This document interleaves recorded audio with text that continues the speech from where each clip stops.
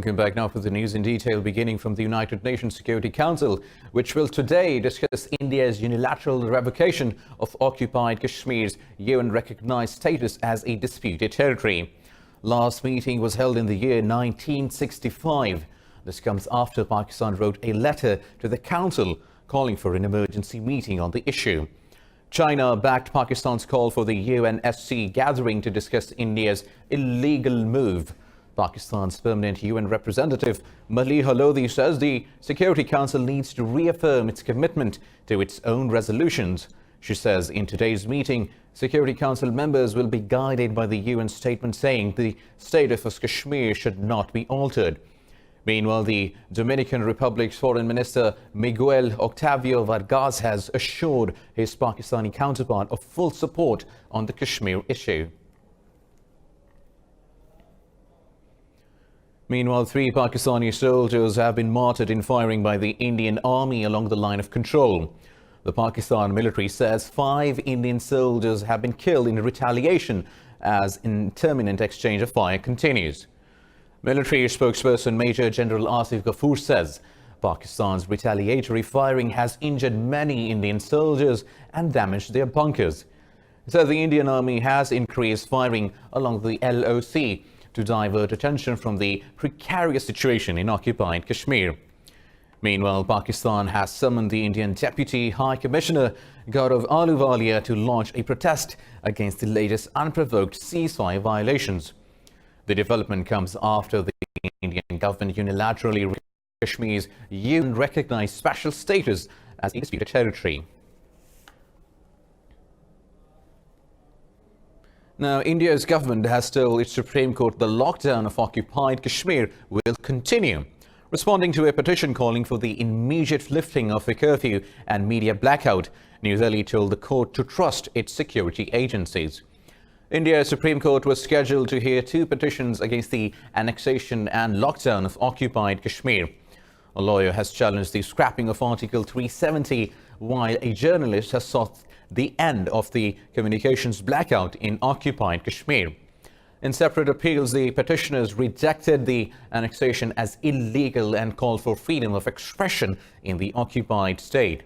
A 3-judge bench is hearing the Kashmir lockdown case in New Delhi. The government told the top court it is reviewing the ground situation and will take a decision accordingly. Meanwhile, the Committee to Protect Journalists has asked US officials to address the human rights crisis in occupied Kashmir. The press freedom watchdog is highlighting restrictions imposed by Indian security forces on local and foreign journalists in the occupied territory.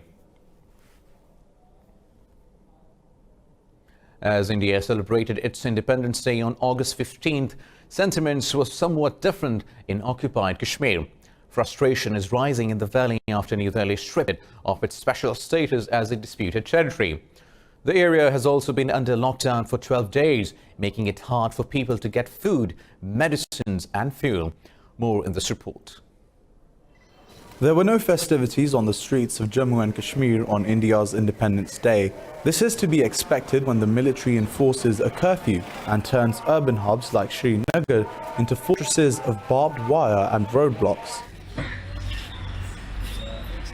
Apart from the curfew, there is also a total communications blackout in the valley. Markets are also closed, making obtaining essentials like food, medicine and fuel difficult. At this time, my wife does not have medicines. I am compelled to get medicine, but there are no medical facilities. This keeps on happening, but there should be some facilities for people if they are not well. Where will they go? Locals complained they were given no warning before New Delhi decided to impose such a long curfew. Kashmiris have refused to bow down and accept the Indian government's decision. They continue to protest using wall chalking and graffiti. Tell Indian Prime Minister Narendra Modi to first lift the curfew and then we'll see whether Article 370 remains or not.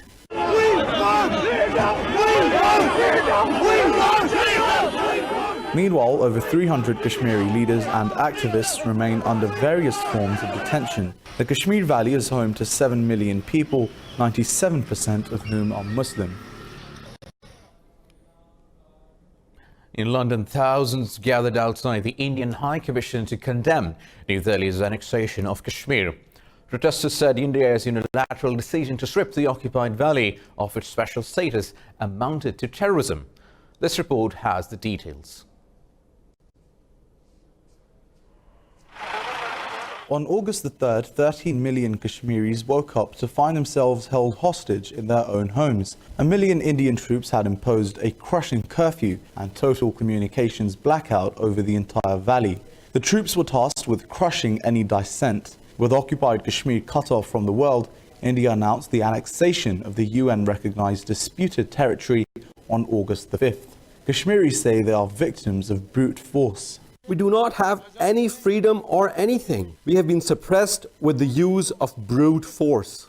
Adding force to its state terrorism, Indian forces have arrested over 1,300 Kashmiris over the past week. The occupying troops have turned the disputed territory into a massive prison.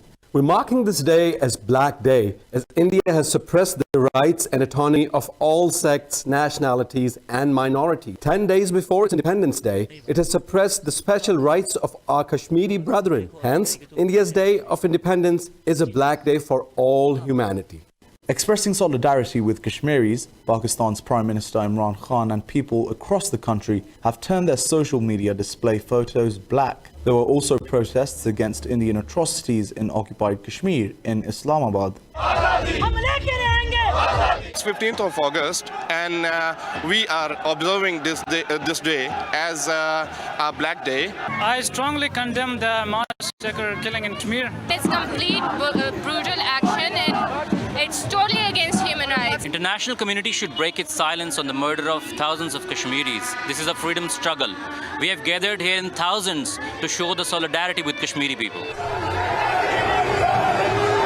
In London, thousands gathered in front of the Indian High Commission, waving Kashmiri and Pakistani flags. There were also chants of Khalistan Zindabad. Protesters equated India's unilateral actions with terrorism. There is no ambulance services, no fire services, no transport. My nephews, my nieces, they are over there. Totally wrong to capture the countries, totally wrong to occupy the countries. It's going to be second Palestine. Pakistan's Sikh community also protested India's criminal actions in Nankana Sahib in Pakistan.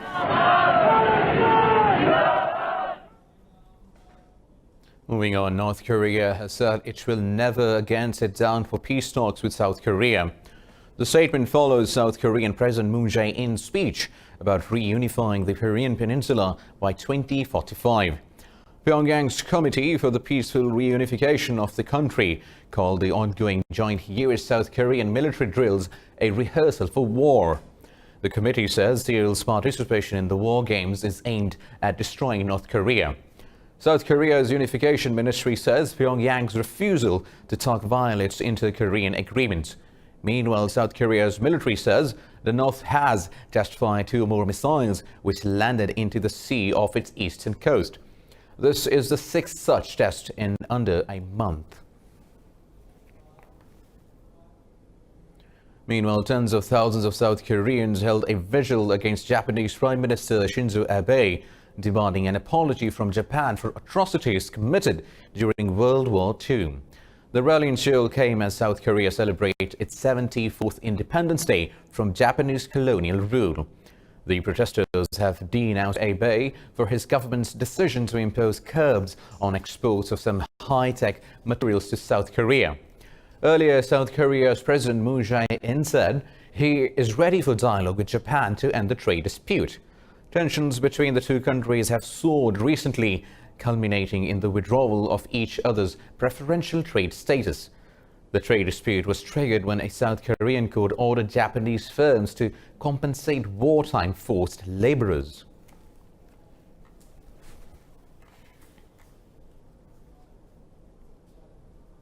Now, Gibraltar has freed an Iranian oil tanker detained last month on allegation of smuggling oil to Syria.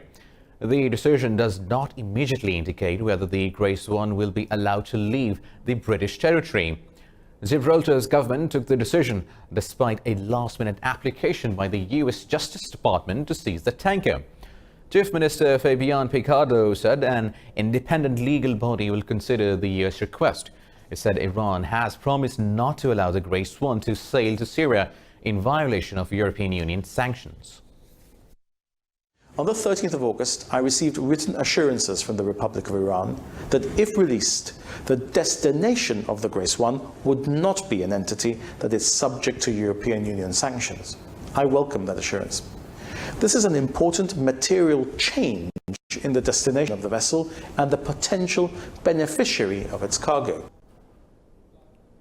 Also, the UK's Foreign Office has also called on Iran to stand by its pledge not to send the vessels to Syria. Meanwhile, Iran's Foreign Minister Javad Zarif said US attempt to seize Grey Swan is piracy. Now, moving on to Palestine, which has warned that Israeli calls to change the status quo at Jerusalem's flashpoint Al-Aqsa Mosque will lead to a religious war. Israel wants to change the status of the mosque to allow Jewish prayer, which would effectively turn into a synagogue. Al-Aqsa is the third holiest site after Mecca and Medina for Muslims all over the world. In a statement, the Palestine Liberation Organization said Israel wants to divide the mosque. Palestine's Religious Affairs Ministry called on the international community to intervene as Israel's actions became provocative. The Turkish Foreign Ministry also rejected Israel's push to change the historical arrangements at the Al-Aqsa Mosque. Hamas held an emergency meeting on the latest developments in Jerusalem, calling for national unity. Palestinian health officials say Israeli forces have killed a Palestinian teenager during protests against Israel's move.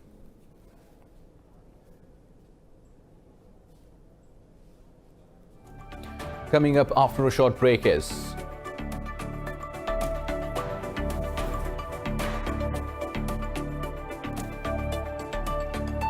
uneasy peace.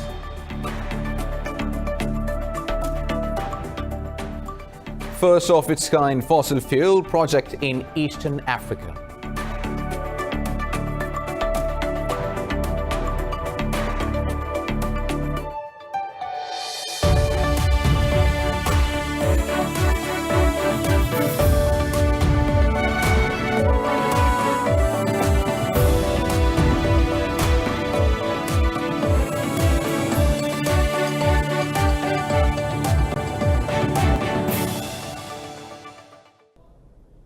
Welcome back. Now moving on to the news stories.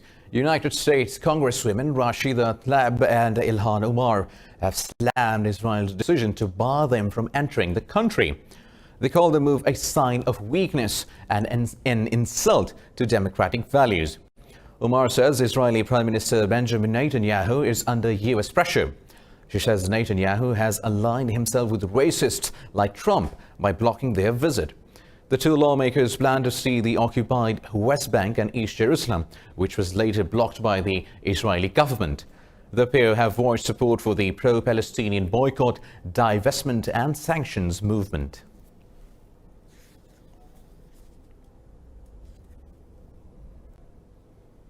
Meanwhile, Syrian air defense forces have intercepted a missile over the city of Masyaf in northern Hama province. The military says the missile came from the direction of northern Lebanon. It says the missile was destroyed before it could hit the scientific research center in Masyaf, which was repeatedly being targeted by Israel. Some missile attacks on Syria have been launched by Israeli warplanes from Lebanese airspace. Israel's military spokesperson has declined to comment on the latest missile attack.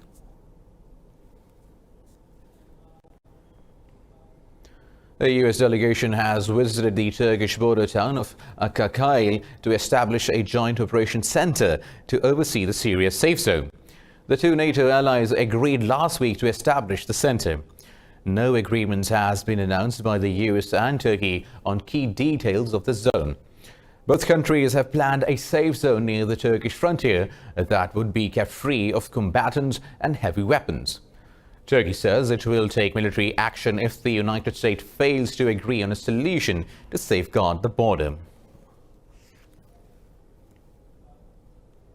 Moving on, one worker has been killed and another injured in Libya after a missile hit the only functioning international airport in Tripoli.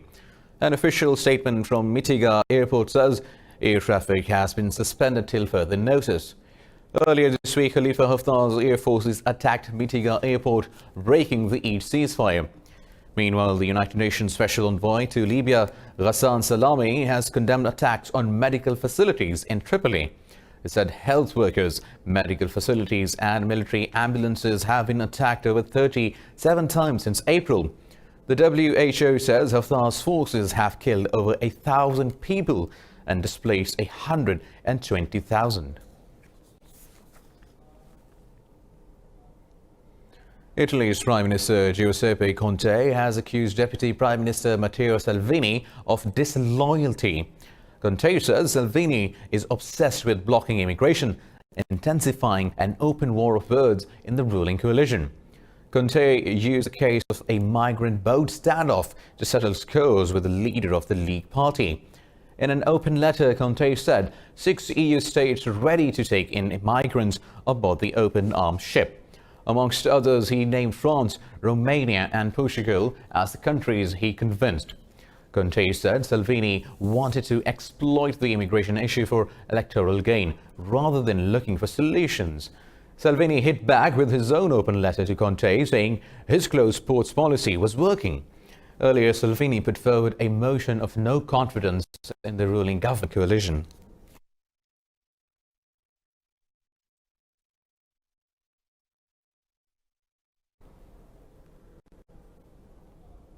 Moving on, Scotland's First Minister Nicola Sturgeon says she will explore any option to avert a no-deal Brexit.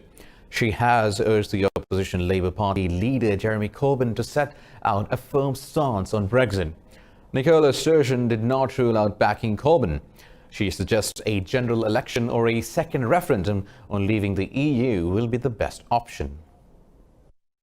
I think the best thing in a Westminster context would be for there to be a general election or a second EU referendum to give people the opportunity to change tack. But we work with anybody. I think the thing for Jeremy Corbyn, though, is he has to finally and firmly come off the fence on Brexit and stop trying to equivocate and prevaricate.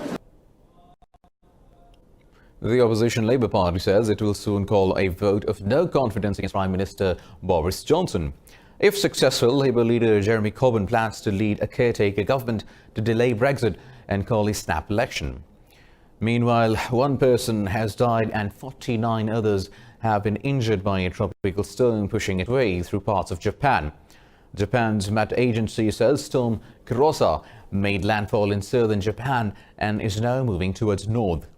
It says Kurosa dropped up to 800 millimeters of rainfall in Hiroshima and Shimane.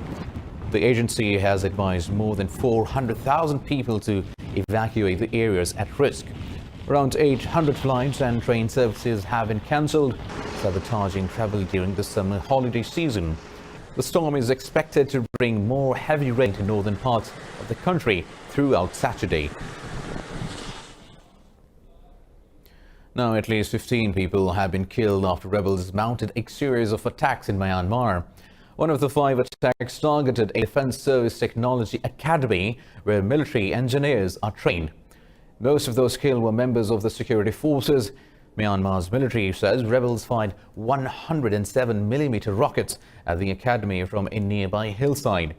The Northern Alliance of Armed Groups claimed responsibility for the attacks. The rebels say they have acted in retaliation to military operations in their areas.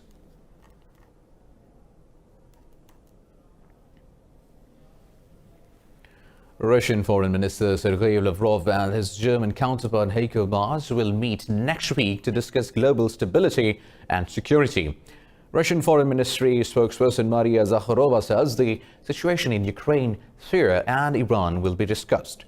She says Lavrov and Maas will also discuss key issues in Russia-Germany relations and coordinate timetables for future contacts. Zakharova also said the possible withdrawal of the US from the World Trade Organization would affect people's quality of life around the world.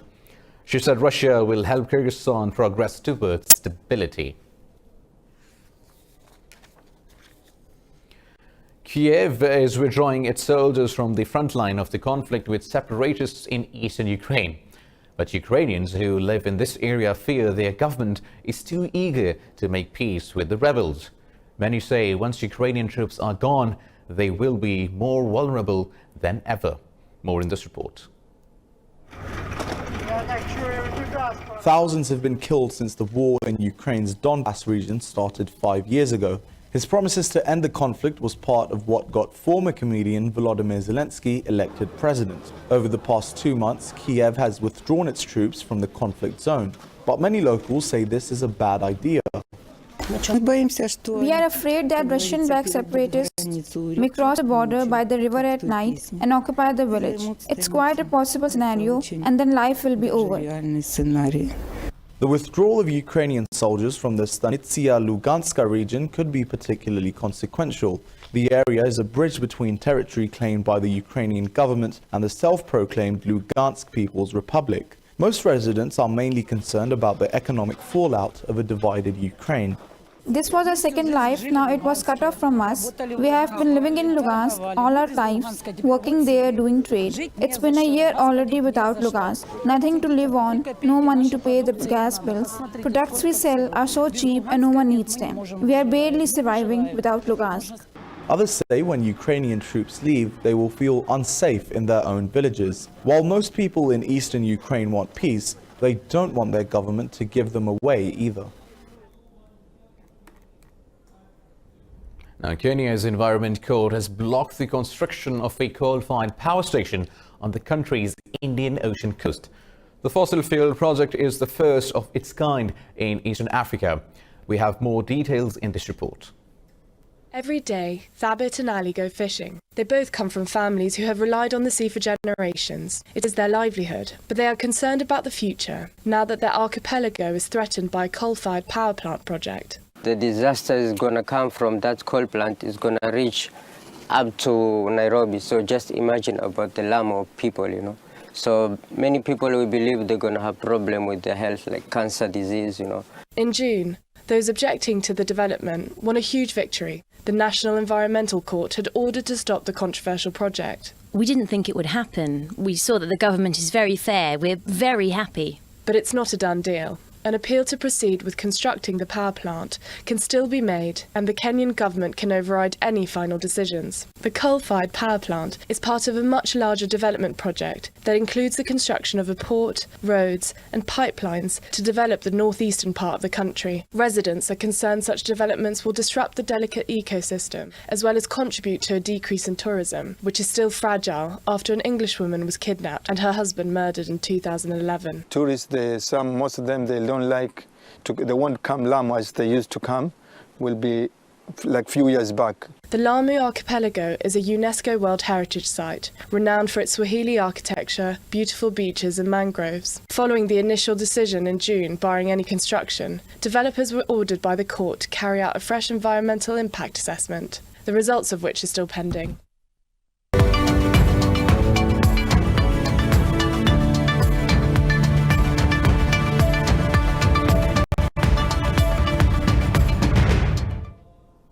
Now, in the business stories, most Asian stock markets are trading higher after China said it will roll out more economic stimulus measures. Gains were modest because of fears over the trade war between China and the US and its impact on global growth. Hong Kong's Hang Seng and the Shanghai Composite are up more than 0.5% on strong corporate earnings by leading consumer brands.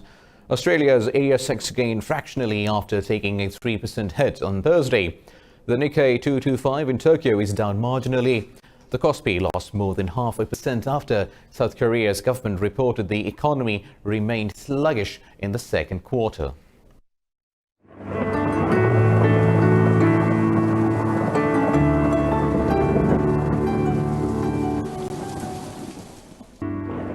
Now let's have a look at the weather update across the world.